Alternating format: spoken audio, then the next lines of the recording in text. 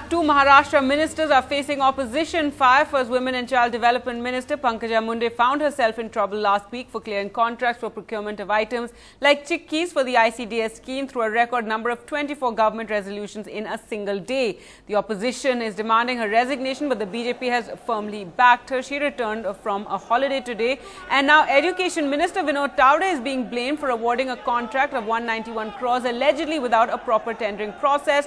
The Finance Department raised objections to the contract for fire extinguishers for Zilla Parishad schools. However, Mr. Tawde, in a press conference a short while ago, strongly refuted the allegation, saying it was a technical issue regarding the order and he was the one who had sent it to the Finance Department.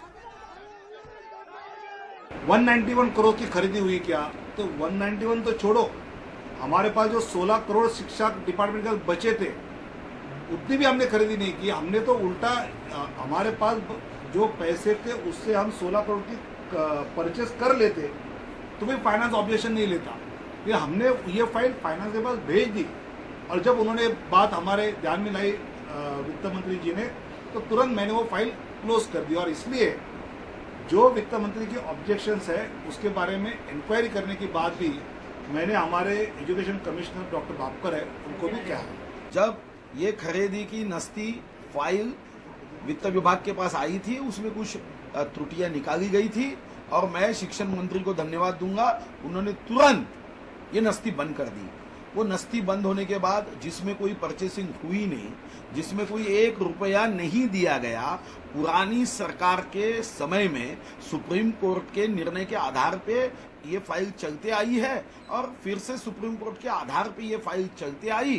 तो supreme court के निर्णय के आधार पे file चलने के बाद भी जिस निर्णय को किया ही नहीं गया, ऐसे निर्णय के बारे में आरोप करना मुझे लगता है कि ये बड़ी गंभीर बात है, जिसमें 1 रुपया सरकार के माध्यम से अदा नहीं किया गया।